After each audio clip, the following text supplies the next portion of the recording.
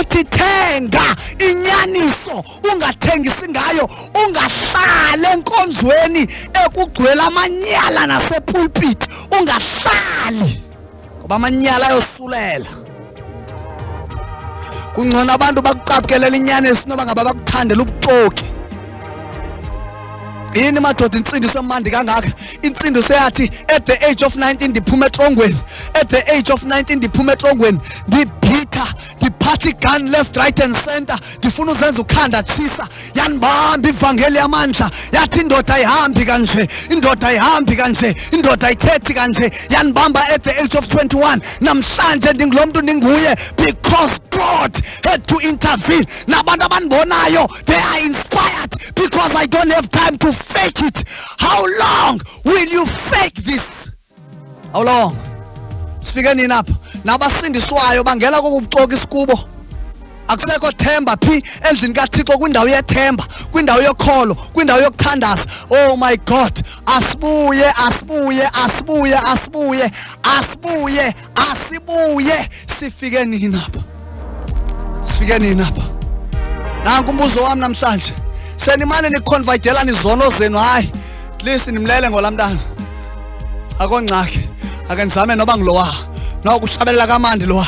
Oh, sifike nini kwezinto, sifike nini kwezizimanga, to the point that ihlabathi ithi iBhayibhile ku5:13 and 14 kaMatthew, nina niyityuwa yehlabathi, nina niyityuwa yehlabathi. Sekutheni ngoku ihlabathi liyityuwa yebandla, izimanga zasehlabathini zikotshwa sithi silibandla. Oh my God, kwayihlobo esinxiba ngalo, ubona iziqhuma zobhuti, ubona baThixo wami kubhekwaphi, nanko ubhuti ehlabelela ngaphambili, iziqhuma sijongile, osisi bagilana, osisi Thixo ingasikibe indoda. Sifike nini? Sifike nini? Sifike nini? Noba sibeke izandla kwensuku funeka sicimela ngenxa noba ngabe icleavage ziqutshwe zibeke emqaleni. Sifike nini kwezinto? Oh, yini mfundisi ukwada kangaka? Mamela, kungcono ukukhubeka enyanisweni noba ngabe ume kakuhle ebuxokini, ngoba ebukhwadeni bamfumana nansi message ethi sifike nini, uthi kuyasibiza eCalvary. Siyabizwa, sibizelwa kwinguquko ngoba i-Eastern Cape ityebe kakhulu. There are dynamites, hidden dynamites of the prayers of the ancient prophets. Oh my God, akusekho mahluko namhlanje, kugoso kwaphukayo, kuthakathwe ecaweni. Oh my God, sifike nini? Sifike nini apha? Sifike nini sesimonelana kangaka? Uba ngabe umuntu akakhonze enkonzweni yakho akayizulwini. Sifike nini kulonto leyo? Yona inkonzo right apha elifini ile yakho. Ile yakho inkonzo right. Sifike nini kulonto leyo? Awuyazi noba ngabakho mabandla, kukhona ibandla likaKristu, khona one body of Christ. Ibandla lakho lilisebe emthini omnye onguKristu Yesu. Uba ngaba sifike nini kule nto oba ngaba umuntu kayiphuma ecaweni nakho ucaba lihedeni lokuqala? Sifike nini apha? Sifike nini kuloo ndawo? Caba uba kwangena nje ku-social media wena yekho into yenzayo kuseduce, simdaka nangoku i-wall, i-inbox zenu, kodwa ngaphambili phaa kwi-wall ungcwele, uthetha, ubhale nee-tongues ezembala, ubhadli lapha entloko, seke zabhalwa ngubani ii-tongues? Awufundiseki yintoni? Ri kwi-wall, ra kwi-wall. Hey babe, phaa kwi-inbox. What? Masibuye kule faking spirit esikuyo, masibuye kulo moya kaJezebheli esikuwo, masibuye kule nto, masibuye kule nto. Ayiyo ndiyayazi ivangeli yamandla ekwazi umbamba. Unkosikazi wami wasindiswa at the age of 12, zangenzelwe mbeleko, zangenzelwe nasiphi isaci, usabhadle nangoku apha entloko. Oh my God, sifike nini? Sifike nini? Uthi wawuthetha ngohlobo bafuna ukubulala. Oh, I better die for what is true than to live for what is a lie. How about the generation that is coming after us? Each generation ezemva kwethu sizayinika le fake sibambileyo. Mayibuye ivangeli yamandla, mayibuye yonke into ethi ingcwele sifuna uyibetha phansi, siyakhela amayelenqe side singathi oh my God, Hey. Yonke ngathi yaphakanyiswa nguThixo. It's either siyityhola ngentwalo okanye siyityhola ngobufebe. Noba, oh my God, yebethu nana, ivangeli ingcwele akudlalwa ngayo lento. Elihlabathi liyalila. Ndiyamkhumbula uRomans chapter 8 uverse 19 to 24 esithi indalo iyanqina inqinela ukutshilwa konyana bakaThixo. The question is, where are the sons of God? Balibele kukuzifihla esonweni. Goba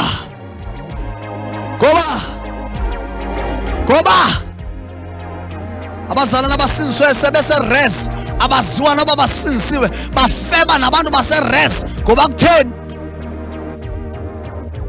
kutheni awuyazi noba ngabe iBhayibhile ithe isibane ubani akasibeki phansi kwesitsha kodwa usibeka ngaphezulu ukuze sikhanyisele wonke ubani osendlini. Awuyazi noba ithe iBhayibhile thina singumzomile phezu kwentaba ongasayi kufihlakala. Yintoni abangela into yoba ngabe ufuna ufitha? Xa ufika kuncilwa uyancila nawe uthi oncila ucila ingoma zecawa ugcima fama usinsiwe ngoncila ugqiba ucula ingoma zecawa. No.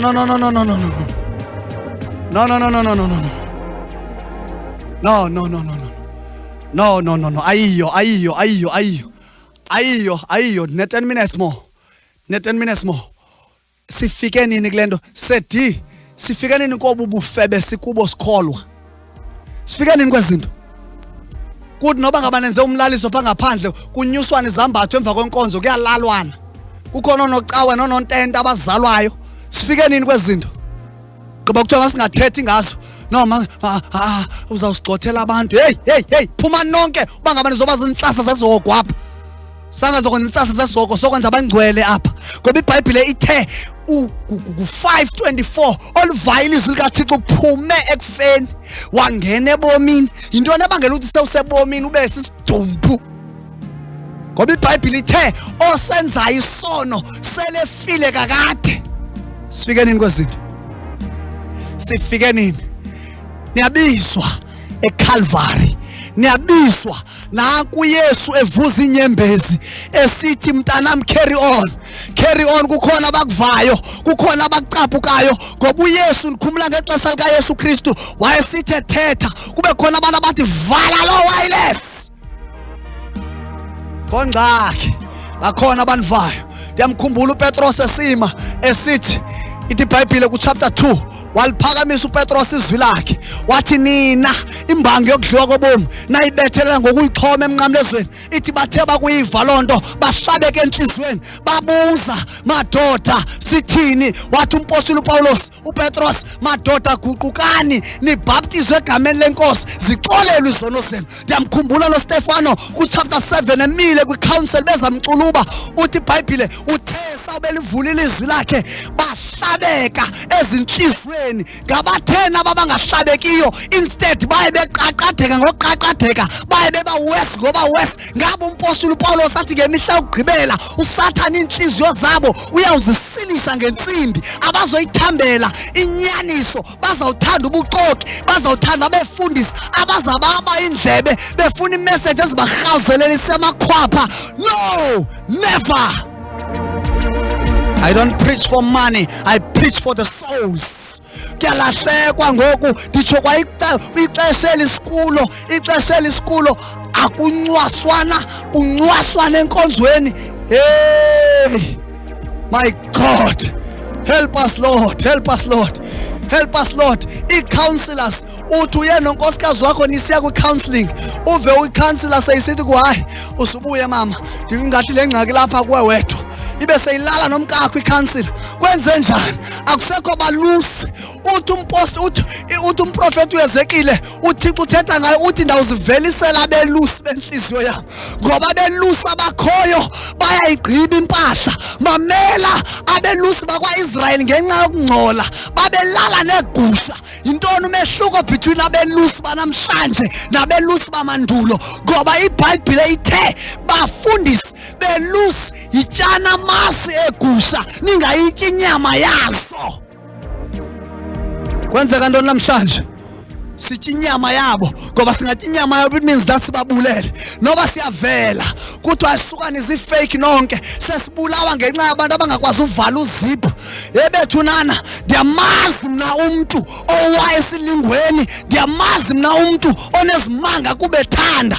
Abanye basuka ngapha etywaleni besithi siyabaza abantwana abasindiswe bawiki, bavula amathanga, sifuna bona. Hey, guqukani kwezi zimanga. Sifike nini apha? Sifike nini? Ndiyakubiza namhlanje. Ungaguquka. Funa ubambe my personal number. It's either uzayibambe lundubula is fine. Bambe noba uyibambe luthini 073 1796 825. Yazi bangaba boy sawudibana asidlalanga sombini qha. 073 1796 825. That is my personal number. Maliphele elixesha sikulo kucaba hoyi mamela sethi kukhona into ethethwayo. Kumale sizo kasipanga phambili sibathambazela sithi hayi kudala wakhona inkonzo yenhlambululo. Kwakuhlanjululwa kudala xa unesiwo esithile kwakuhlanjululwa. Umbuzo wami uyi1, bayafuna uhlambulula qha akho abantu bokuhlambulula. Bayafuna abantwana bethu uhlambulula qha akho bantu bokuhlanjululelwa, ngoba kwathina ka sihlanjululelwe ngabo sithi sawubhuda pha kweza ndawo sidibana kuzo sithethe yonke lani bihlanjululiwe. Bazawuza njani ukuthi singenamiva, singenazifuba? Bazawuza njani? Awuyazi ntoba ngaba umfundisi wayesifana into yomntu. Critical troubles, critical problems. Anthethe mangento joke ngayo mayinto ibe joke. Nthetha mina ngento umuntu obelila kuwe awunokwazi uyithetha phambi kwabantu. Bayafuna uhlambulula, bayafuna uphuma ezonweni qha thina izifuba zethu sityiwe zimpuku zikhabhadi zasemdantsane. Yakubiza namhlanje. Ngaguquka. Ungaguquka ubona nje. Ungaguquka ubona nje. Ungaguquka ubona nje. Yakucebisa yabizwe eCalvary. uYesu uyalila, ulilela wena. Uthi buya kulento kuyo. Buya kwezi zimanga kuzo ngoba any day could be your last day. Ndiyafuna ukubiza nami ndithi njengesicaka sikaThixo, not that I'm perfect. Manje ukuxelela uLeviticus chapter 22 verse 32 uthi nguJehova elKadosh, kuThixo ongcwalisayo. Mbona usejehlela lapha nje akazenza ngangcwele kodwa ungcwalisiwe. Akusuba ndi perfect ngoba ubufunda 5:48 kaMatthew uzala ivizwe lenkosi lisithi be perfect for I am perfect. Why is it we must be perfect? Kungenxa yoba we are given perfection. That's why when we walk karoshata, that's why when we walk in perfection without any fear. Noba ngabe ungathi ndizawugrumba izimanga zakhe uzawufika zingekho. Why? I speak what I live. I live what I speak. Not that andinazi weaknesses. Dinazo. Qha uThixo undinika umoya wokuzeyisa. Asoyiselwa. Mamela mntu wasecaweni ongazi inkolo. Bible ithi asoyiselwa. 5:22 of Galatians sinikwe umoya wokuzeyisa. Thoba lonto unayo apha enhlizweni yakho. Ndingathanda sana akulingi ube yifake. Uyayazi insindiso, uyayazi insindiso. Oh hallelujah. Ngena nami. Ngena kum. Mfundisi wami. My God. Yabona mfundisi. My God. Imvula.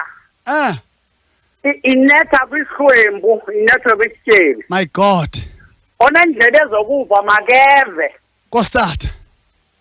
Emnendlela ezokuva makeve mfundisi wami, ndiyabulela lamazwi. Koska kultaram. Bless you. Mandiyeke kodwa nawe. Yes. Kostaram. Siyavala in 2 minutes.